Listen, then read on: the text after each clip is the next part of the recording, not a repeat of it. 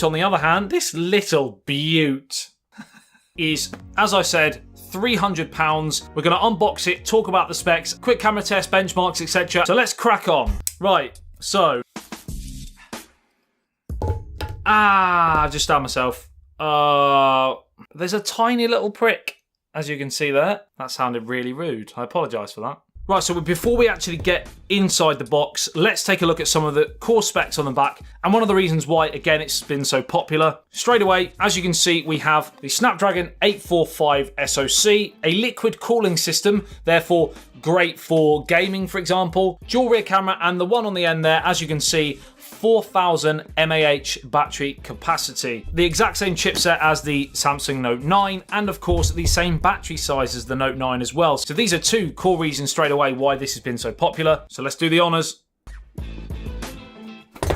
Right, so straight away, one thing that I forgot, we have the global version here. So this is compatible for nearly all different countries. I will leave a link in the video description below, not only to get this at one of the best prices, but also on that website, it does tell you which LTE bands it's compatible with, for example. So definitely go and check that out if you're not sure. So one thing to discuss while we're admiring the wonderful black and yellow.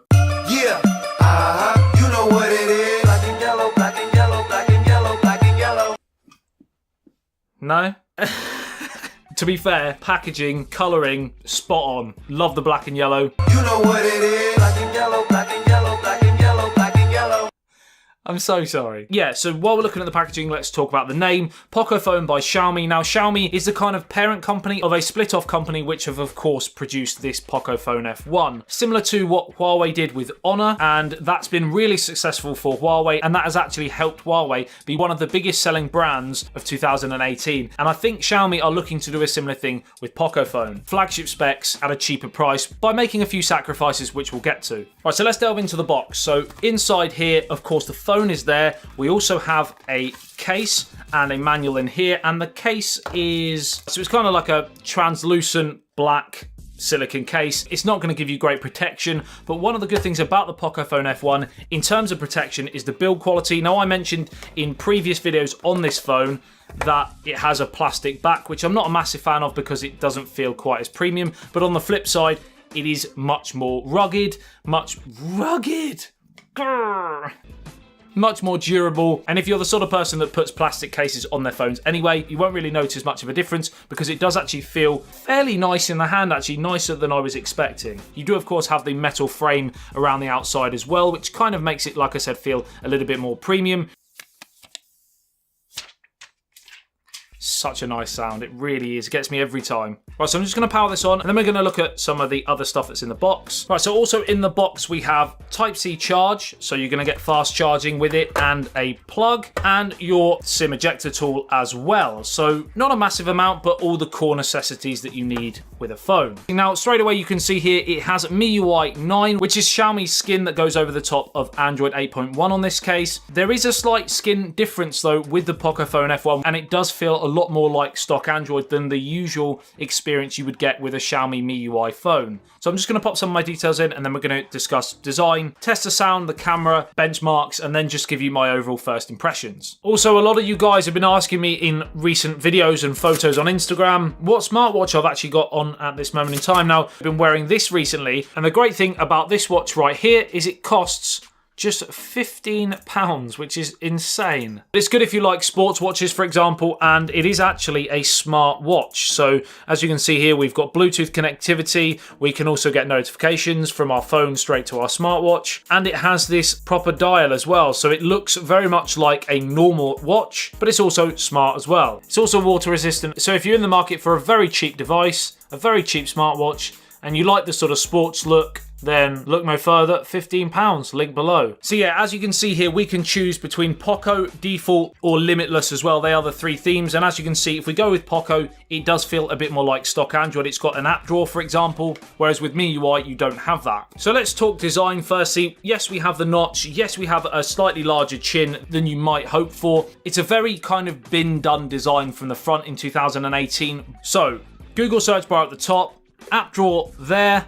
I mean, straight away, it literally feels as fluid as the top brands, and that's because it's got the Snapdragon 845. You literally cannot go wrong. The best SoC on the market. It's literally a dream. You're also going to have no problems whatsoever with gaming, for example, due to its liquid cooling system. Adreno 630, again, one of the best GPUs currently on the market. 6GB of RAM. I will leave all of the options in the video description below. And one thing that this does have, you have a micro SD card slot as well, up to 256GB with that. You just get a real idea that this is going to be an absolute powerhouse. The display is 2246 by 1080, so full HD display, PPI density of 403. It is an LCD display as well. It's not the most bright either, so it's not a dull screen, and it is pretty crisp, but outside in bright sunshine, it may be a little bit dark. You've got a headphone jack, which is a bonus again for a lot of people. Volume up and down and the power button, and the buttons have a nice clicky feel to them. They do feel pretty sturdy. Still not quite as good as my favorite currently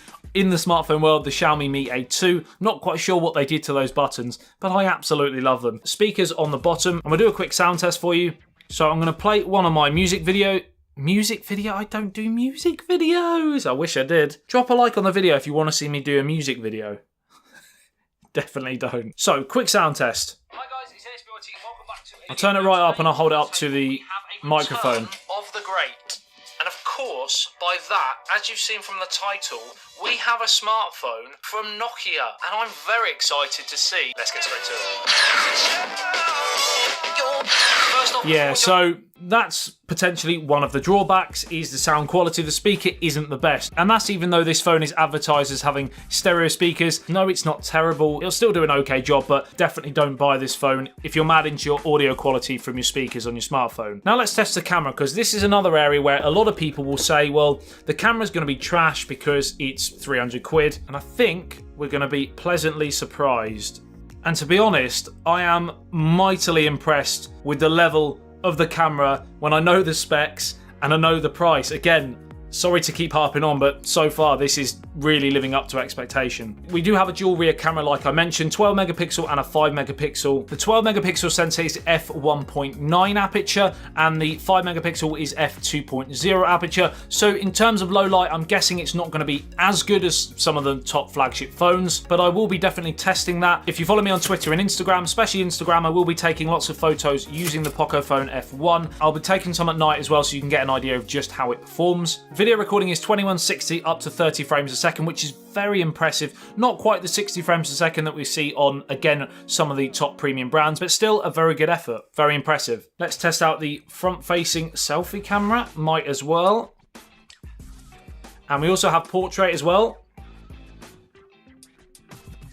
And let's just have a little zoom in. Edge detection. Edge detection is actually a lot better than I was expecting. That is a very, very good effort from Xiaomi. I'm not going to lie. Or Pocophone or Poco, whatever. Yeah.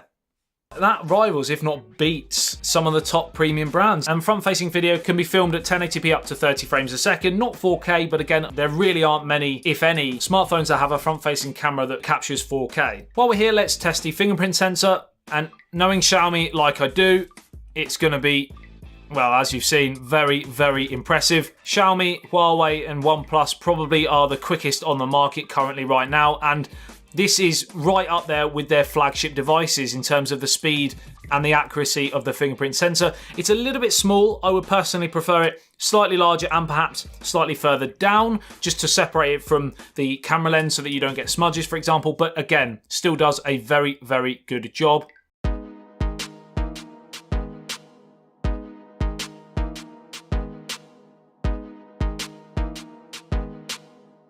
So let's talk the potential downsides that you might want to consider and where they may have cut corners for the price, because at the end of the day, not everything's going to be rosy. The actual glass is Gorilla Glass, but it's not the best Gorilla Glass available. No NFC, no wireless charging, which would be deal breakers for some people, not personally for me. Speaker quality, design, and possibly, but not really, this is a real nitpicking negative, and that's the screen brightness. And also, weirdly, you can't run Netflix in HD. Now, apparently, according to the company, they are due to release a software update on this so that you can. I'm not too sure whether they will. So if Netflix in HD is essential for you on your smartphone, then don't go with the Pocophone F1. And that's really it on first impressions. What's good about it? 4000 mAh battery, Snapdragon 845, Adreno 630, the camera's good, the headphone jack's there, Type-C fast charging, a full HD display. And as a result, the real mystery for me with this phone is how on earth they managed to price this at just 300 UK pounds. Pretty similar in US dollars as well. I'll leave some conversions on the right hand side here. They won't convert accurately. It will be priced slightly differently in those regions, but it'll give you a rough idea of cost. And also, another mystery is how Xiaomi now expects to make sales on other phones that they've brought out that are either similar price but don't have as good specs, or the same specs which are priced more because they're the flagship phones like the Xiaomi Mi 8 and Explorer and all of them sort of phones. Why you would necessarily opt for those, although how great they are, if you're not that